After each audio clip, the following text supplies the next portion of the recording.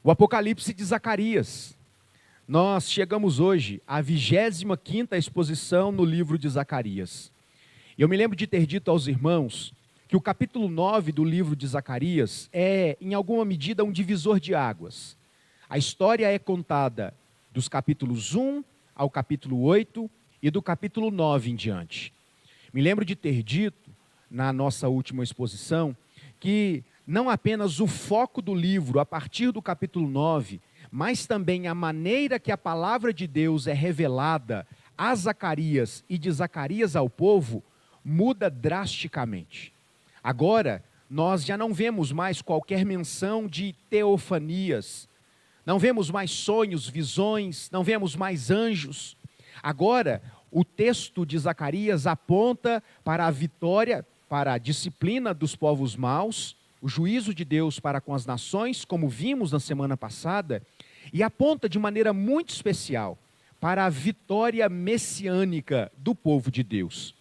E é exatamente por isso que alguns estudiosos afirmam que, eu preciso dizer, estudiosos liberais afirmam que sequer essa segunda metade do livro de Zacarias foi de fato Zacarias que escreveu. Nós, porém, somos aqueles que olham para o texto tal como o texto se apresenta. Nós temos uma visão histórico-gramatical da Escritura e, portanto, nós dizemos que a Bíblia é o que ela diz ser.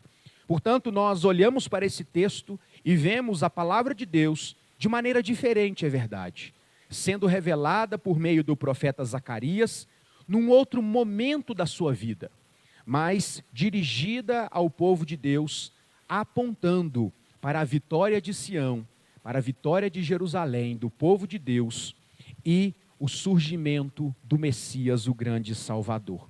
Então, durante todo esse turbilhão que nós vimos na semana passada, quando Deus levantou-se contra a Síria, Fenícia e Filístia, nesse mesmo contexto, Deus também está prometendo cuidar do seu povo.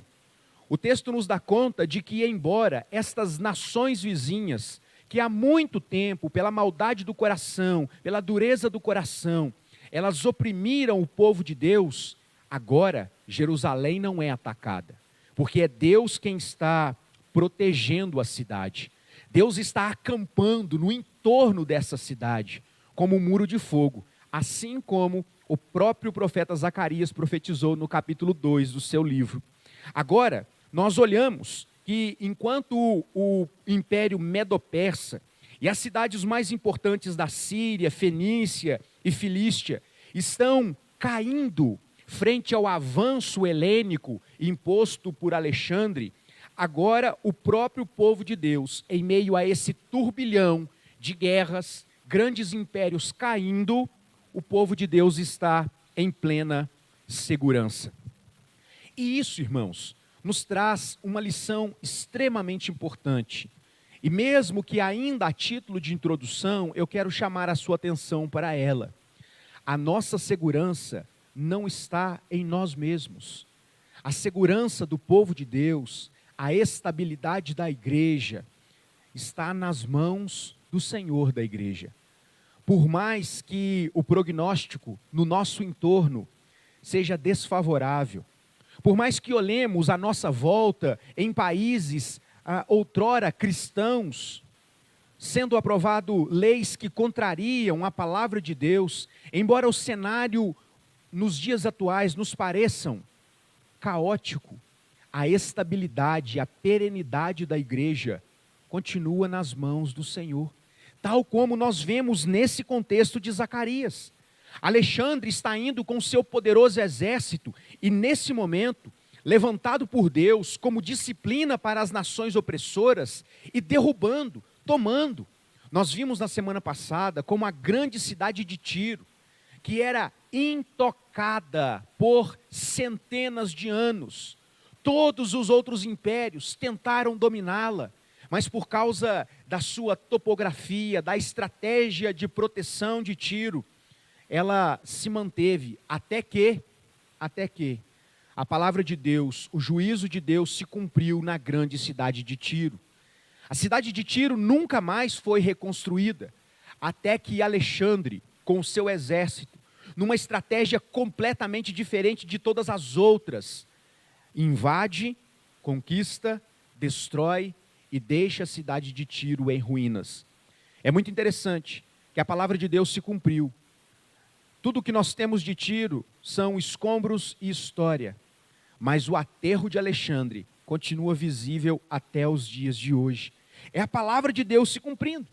Então, quando nós olhamos para esse texto, nós chegamos a algumas percepções. Por exemplo, Richard Phillips, ao examinar o cumprimento rigoroso das profecias de Zacarias, ele destaca algumas verdades doutrinárias muito importantes. E eu quero que os irmãos as guardem no coração. A primeira delas diz respeito à soberania de Deus.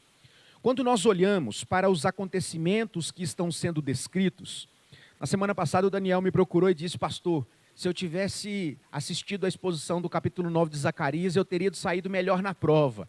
Porque nós estamos diante da história sendo contada, da invasão de Alexandre, do domínio grego naquele contexto. E é muito interessante que quando nós percebemos a ascensão da Grécia, derrubando estes fortes impérios, nós percebemos a mão de Deus controlando os rumos da história. Ao mesmo tempo que a história nos dá conta de que foi Alexandre quem dominou, quem oprimiu o Império Medo-Persa neste contexto, nós sabemos que Deus estava por detrás de todas estas coisas. Nós precisamos nos lembrar da ordem cronológica de ascensão e declínio desses impérios. No período pré-exílico, Deus chama a atenção do seu povo para que eles se voltassem para Ele. O culto estava esteticamente acontecendo, mas o coração do povo estava transviado. Isaías vai dizer que as mãos do povo estavam cheias de sangue. Eles cumpriam ritos litúrgicos de maneira liturgicamente perfeita, esteticamente perfeita, mas o seu coração estavam longe de Deus. E Deus chama o povo ao arrependimento. Isaías capítulo 1, versos 18 a 20. Mas o coração do povo é duro como diamante, e essa é uma expressão usada por Zacarias. E então, por causa da impenitência do povo, Deus levanta o Império Babilônico, na figura de Nabucodonosor, para vir dominar a cidade de Jerusalém e levar cativos o seu povo para a Babilônia. Então nós percebemos que a ascensão babilônica foi, na verdade, uma ação de Deus para disciplinar o seu povo. Mas perceba, irmãos, embora os babilônicos tenham dominado Jerusalém naquele contexto, tudo isso não saiu do controle de Deus. E então, depois de algum tempo, Deus cumpre a sua palavra ao povo, dizendo que ao cabo de um determinado tempo, Deus haveria de trazê-los novamente. E então, exercendo juízo contra os babilônicos, que foram maus contra o povo, que abusaram de violência contra o povo, Deus vai levantar o Império Persa, e depois se torna o Império da Média e da Pérsia, ficando conhecido como o Império Medo-Persa. Então, o Império Persa é o juízo de Deus contra os babilônicos e o meio pelo qual, de maneira ordinária, Deus vai permitir que o povo volte para Jerusalém. É o contexto que nós estamos estudando aqui, é o contexto que nós vemos em Ageu, o contexto que nós vemos em Esdras, o contexto que nós vemos em Neemias e no final dos livros proféticos de Isaías, por exemplo. Então, nós percebemos que Deus vai movendo a história segundo os seus santos decretos. Então, percebo, se por um lado, o Império Persa foi instrumento de Deus para o declínio do Império Babilônico, por outro lado, é verdade que Deus agora vai usar Alexandre e o forte império bélico da Grécia para ser instrumento de Deus contra aqueles que foram maus contra o povo, a saber, o Império Medo-Persa. Então nós percebemos aqui a soberania de Deus. Embora seja Alexandre que esteja dominando aquela região, tudo isso cumpre ao propósito de Deus. Em segundo lugar, a soberania de Deus, ela não descarta causas secundárias. Então perceba, irmãos, perceba. Deus é quem está controlando todas as coisas, mas isso não torna inocentes aqueles que cometem violência.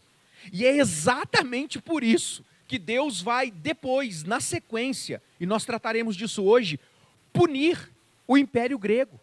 É por isso que nós veremos não apenas agora a ascensão de Alexandre, bem como a sua queda miserável e como a história da humanidade ela é formada por essas ascensões e quedas. Uma segunda verdade importante, na verdade a terceira, a certeza do julgamento divino sobre o soberbo e o perverso. É a ideia de que o pecado não passa impune. Embora nós vivamos num contexto onde os injustos parecem prosperar e os crentes parecem sofrer, nós não podemos perder de vista que o santo e reto juiz há de fazer justiça no seu tempo e do seu jeito. A Escritura diz que Deus resiste aos soberbos, mas dá graça aos humildes. Isso nos faz descansar que, em última instância, a justiça que nós tanto almejamos, ela virá da parte de Deus. A quarta verdade importante, a quarta verdade doutrinária importante, é que a verdade é que é Deus é quem defende o seu povo. Isso eu já anunciei aos irmãos. Está muito claro aqui, irmãos, que Israel, que Jerusalém, de maneira mais específica, sendo tratada como a Sião de Deus, ela não cai nesse momento justamente porque é Deus quem está defendendo. E é muito interessante que nós percebemos isso no verso 8 do capítulo 9, nós vemos isso no capítulo 13 do livro de Hebreus, nós vemos isso também, de maneira muito clara, no Salmo 121. Então, este é o contexto em que estes acontecimentos estão inseridos.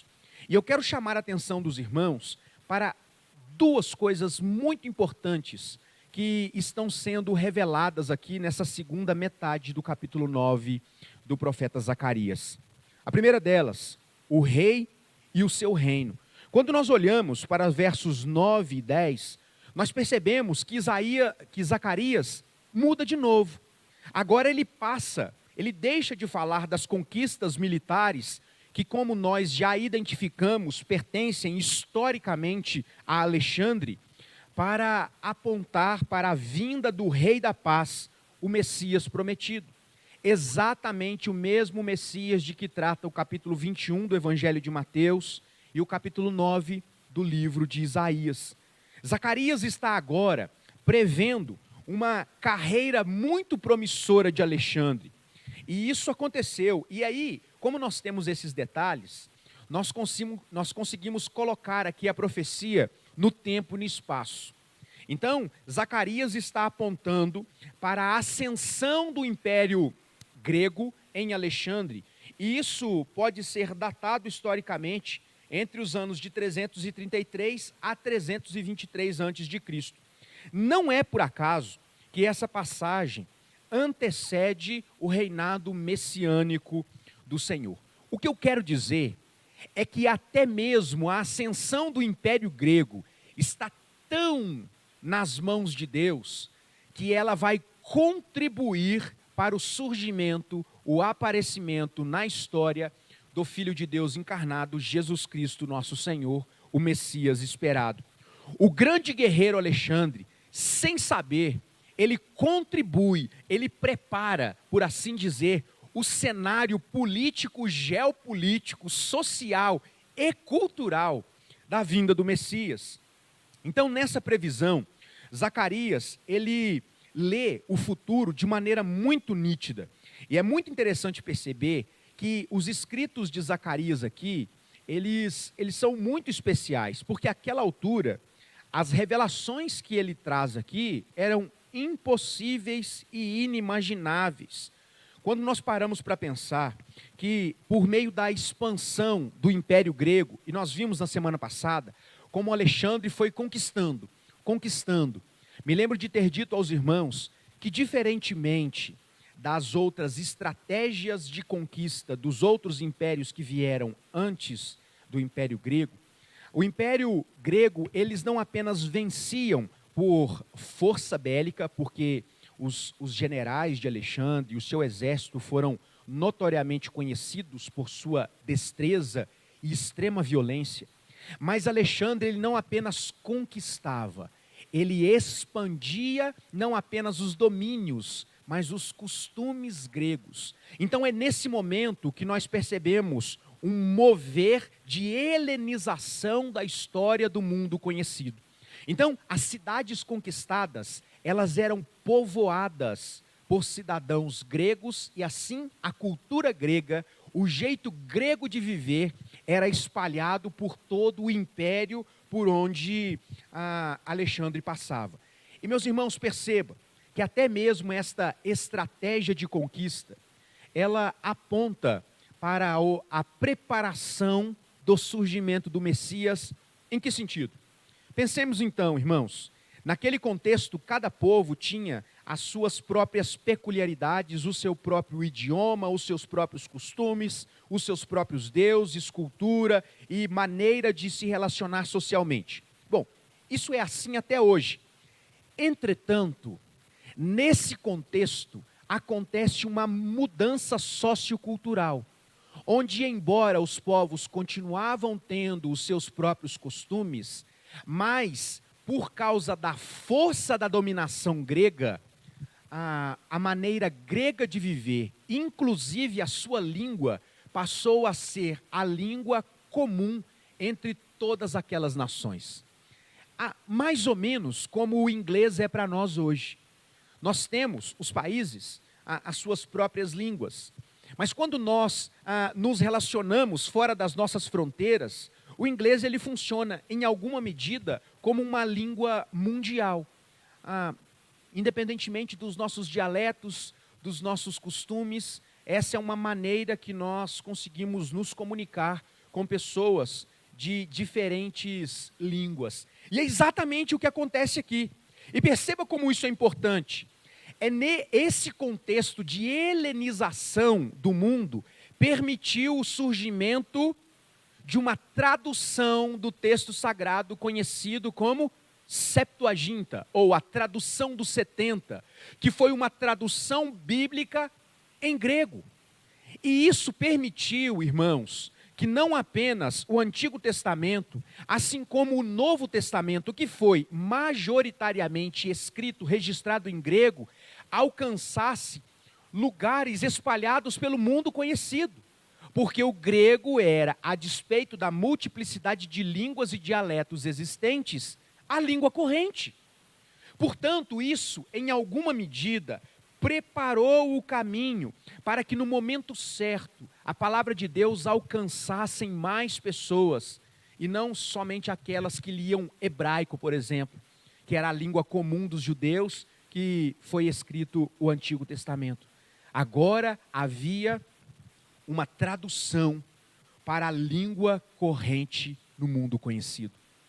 Perceba como nada acontece por acaso. Como Deus está movendo o curso da história. E é muito interessante perceber que Alexandre, sem tensionar e sem saber, ele foi um dos precursores do caminho que preparou a vinda do Messias. Em aspectos sociais, culturais, que de alguma maneira, irmãos, está claro para nós que contribuiu para que o Evangelho, para que a palavra de Deus alcançasse mais lugares. Algumas características, então, são descritas no texto do capítulo 9, acerca desse novo rei. E eu vou apenas mencioná-las, porque o texto é muito direto. Zacarias está fazendo uma previsão de que Sião terá um rei. Mas esse rei, ele está em completo contraste com a dominação imposta por Alexandre, que era a truculência, a violência e a paganização do mundo. Esse novo rei, ele é descrito como sendo diferente por causa do seu caráter. Ele é descrito por causa da sua bondade. Antes de falar de bondade, o caráter desse novo rei é diferente do reinado conhecido, que era a ascensão do Império Grego, porque Alexandre era conhecido por sua violência e truculência. Esse rei, ele é revelado como sendo aquele que oferece salvação. Perceba, um preza pela morte, o outro pela vida. Uma outra característica desse rei, ele é justo, verso 9. Ele é benevolente, ainda verso 9. E mais uma vez, ele é humilde, completamente diferente de qualquer estereótipo de um grande rei naquele contexto. E é muito interessante que o texto, a partir do verso 10, ele também apresenta características do reino. Não é apenas a respeito do rei, mas também do reino. A primeira característica do reino é que esse reino é um reino de graça e um reino de glória. E é muito interessante que isso fala tanto da vinda do Messias, tanto da sua humilhação, quanto da sua volta, da sua parousia, da sua glória. Esse texto também fala que o reino desse rei de paz é um reino de paz. Versos 9 e 10. O texto também fala que esse reino é um reino universal, verso 10. E é um reino perpétuo. Meus irmãos, percebam o caráter messiânico, tanto da revelação do rei, quanto do reino. Então, quando nós olhamos para estes versos, nós percebemos de maneira muito clara como esta mudança na dinâmica da narrativa do texto e da profecia de Zacarias aponta para o rei e para o seu reino. Agora, na segunda metade, na segunda metade da segunda metade do capítulo 9, nós percebemos algo importante. Esse rei, ele é revelado como sendo o Salvador. Então agora nós passamos a ver não apenas o rei e o seu reino, mas vemos o rei como o Salvador fazendo a sua obra de libertação. Então versos 11 a 17 vai justamente trabalhar a ideia do rei como Salvador e da obra que promoveu a sua libertação. Para isso, Zacarias ele vai trabalhar uma ideia temporal. E perceba, irmãos, como esse texto é pedagógico. Primeiro, ao falar de salvação e libertação, Zacarias chama a atenção dos seus ouvintes, no nosso caso, dos seus leitores, para o passado, depois para o presente, e o texto termina falando de salvação e libertação, apontando para o futuro. Isso amarra a história de uma tal maneira que é impossível não perceber aquelas lições teológicas que nós vimos, doutrinárias que nós vimos ainda na introdução da nossa exposição de hoje. A soberania, a proteção, o cuidado de Deus ao longo da história, não apenas para proteger o seu povo, mas para salvar o seu povo. A ideia de que, apesar das lutas, Deus está cuidando do seu povo. E por causa disso, o povo de Deus haverá de receber de Deus a vitória. Então o verso 11 ele vai tratar desta salvação e libertação numa tônica apontando para o passado. Então, depois de descrever tanto o rei quanto o reino, Zacarias passa a mostrar a obra de salvação no passado. E é muito interessante perceber que a conjugação do verbo no verso 11 é justamente apontando para o passado. O povo que estava no cativeiro, ele era composto por prisioneiros. E é muito interessante que aqui os prisioneiros, eles são descritos como sendo alguém que estão dentro de uma cova sem água.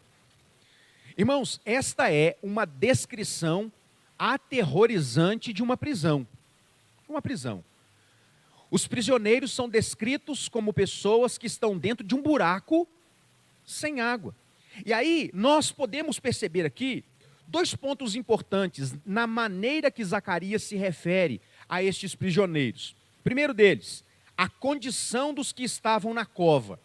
Irmãos, é algo que deve nos fazer pensar. Estar numa cova sem água é o mesmo que dizer que os judeus que foram levados para a Babilônia estavam em situação de completa escuridão e desespero. Perceba como esta cova, esse buraco profundo e a ausência de água transmite a ideia de desesperança. A certeza de que acabou para nós. Isso é tão interessante, porque é exatamente essa percepção do povo quando eles estavam lá.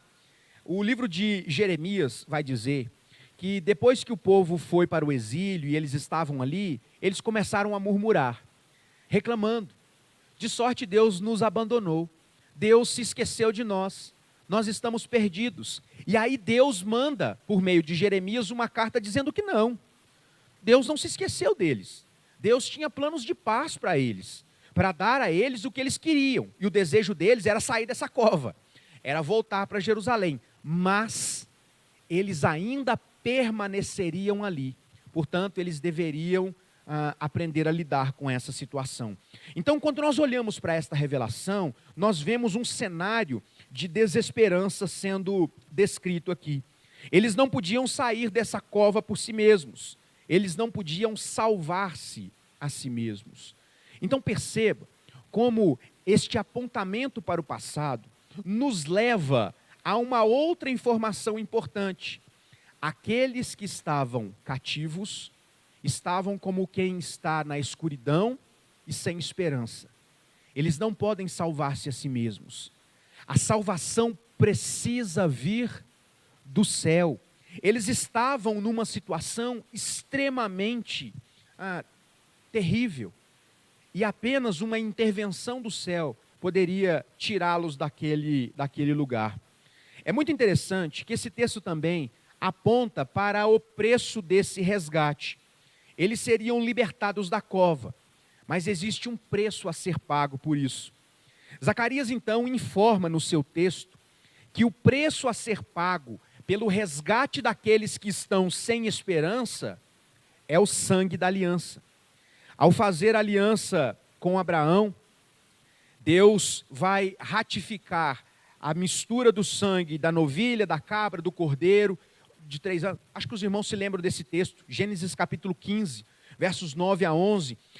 Junta o sangue da rolinha, do pombo. Mais tarde, lá no Sinai, com Moisés, Deus ampliou esse pacto de sangue com Moisés. Êxodo capítulo 24, versos 5 a 8. E é muito interessante que nós percebemos esta renovação da aliança sendo de maneira muito clara, sendo percebida por meio dos sacrifícios que foram estabelecidos para acontecerem diariamente no templo em todo o período veterotestamentário. A gente vê a instituição destes sacrifícios de sangue em Êxodo capítulo 29. Mas é muito interessante perceber que esse não é o fim da história. A história também aponta para um outro sacrifício de sangue, muito superior, inigualável, por causa do sacrifício, por causa do valor do sangue que é derramado e da suficiência desse sacrifício. Então, isso está apontando para o sacrifício de Jesus, como sendo, de fato, aquele que de uma vez por todas vai pagar o preço do resgate do povo de Deus, que está como prisioneiro numa cova, sem esperança, e que precisa de uma intervenção que venha do céu, para que de novo eles saiam, para que eles possam sair da escuridão que eles se encontram. Irmãos, perceba como este texto de Zacarias é espiritualmente profundo, como ele é escatologicamente messiânico, como ele está apontando para Jesus. Mas perceba, Zacarias está tratando apenas do passado. No verso 12 ele vai tratar do presente. E aí Zacarias muda, o verbo não está mais no passado. No verso 12 ele começa a tratar do presente. Agora ele fala da libertação daqueles que ainda estavam na Babilônia. Zacarias se dirige a esse povo dizendo: pessoal, voltem daí. Voltem daí, Deus vai derramar o seu juízo contra a Babilônia. Jerusalém agora é segura. Perceba, irmãos queridos, como essa intervenção de Deus, ela aponta não apenas para aquilo que Deus fez no passado, mas para aquilo que Deus está fazendo no presente, no contexto do povo. É um chamado àqueles que estavam cativos, e eles são chamados aqui por Zacarias de prisioneiros da esperança. É muito interessante que, deixa eu ver se é o Meyer, o F.B. Meyer, ele faz um comentário interessante. Em outras palavras, ele vai dizer o seguinte: é como se Zacarias estivesse dizendo assim: ó presos da esperança, é o termo que Zacarias vai usar para se referir àqueles que ainda estão na Babilônia. Ergam a cabeça, a sua salvação vem de Sião. Voltem-se para a fortaleza, o inimigo foi expulso. Não há mais o que temer o seu ataque.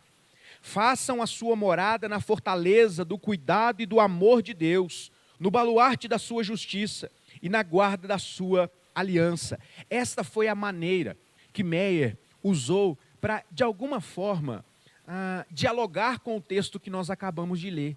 Então, no presente, Zacarias está chamando a atenção do povo para o fato de que agora, depois da intervenção de Deus, eles podem voltar para casa. O povo de Deus está seguro, não há o que temer. E é muito interessante que depois de tratar de passado e presente, versos 13 a 17, Zacarias começa a tratar de coisas que ainda haveriam de acontecer.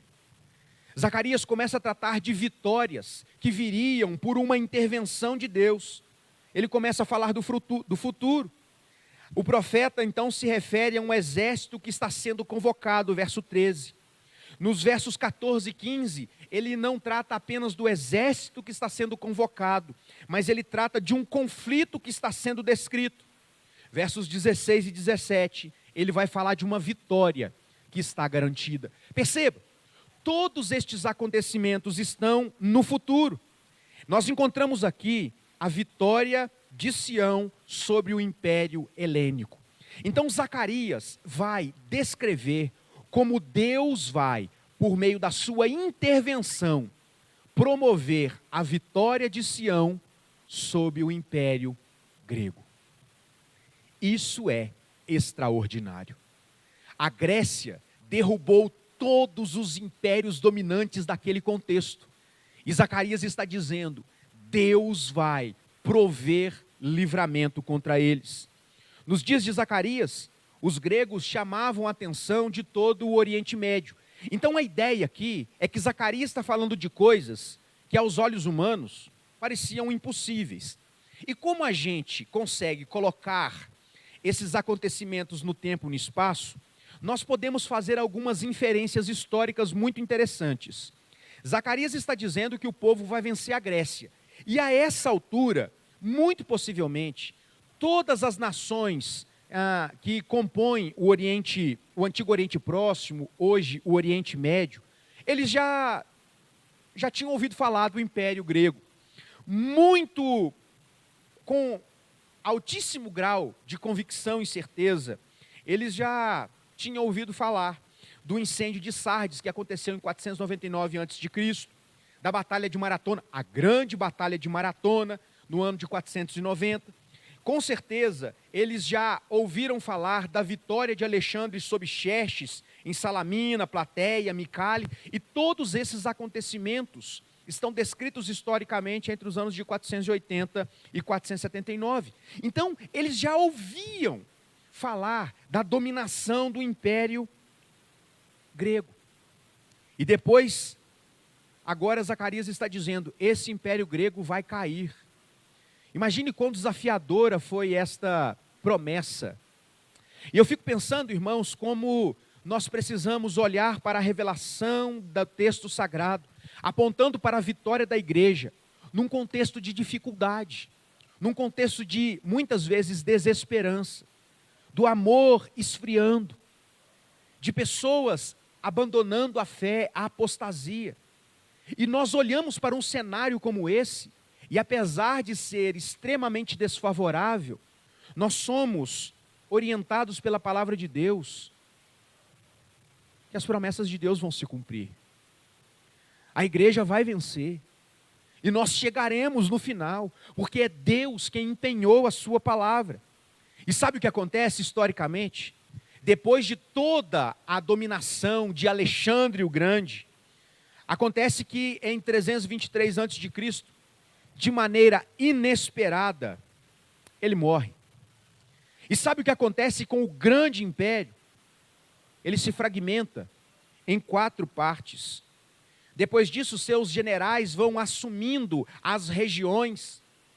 E depois de algum tempo, um descendente de um dos generais de Alexandre o Grande, conhecido como Antíoco, ele ficou responsável por aquela região do Oriente Médio, que faz parte da região onde os judeus moravam. Portanto, Antíoco era o governante grego dos judeus nesse contexto agora.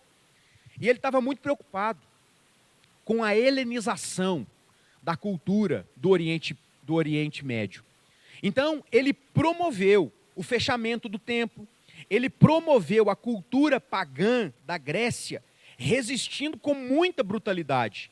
Ele impediu os judeus de fazerem sacrifícios, ele proibiu a circuncisão, ele destruiu os rolos da Escritura. E sabe o que Antíoco fez de pior? Ele fez algo, irmãos, que marcou a história do povo judeu. Alguém tem ideia do que ele fez? Sabe o que ele fez, irmãos? Ele pegou um porco. Todo mundo sabe que o porco é um animal imundo para o judeu. E naquele contexto eles não se alimentavam de porco. Ele vai pegar um porco. Ele vai construir um altar pagão dentro do templo. E ele vai sacrificar o animal imundo num altar pagão dentro do templo. Aquilo, irmãos, causou uma grande revolta. Aquilo causou um grande burburinho. E perceba, a maldade, a dureza do coração de Antíoco foi instrumento de Deus para despertar a revolta do povo. E é nesse contexto que Deus vai levantar um homem chamado Judas, não Iscariotes, mas Judas Macabeus. Então, no contexto ainda intertestamentário, nós vemos acontecer a revolta daquilo que ficou conhecido historicamente de a revolta dos Macabeus, comandado por esse homem chamado Judas Macabeus.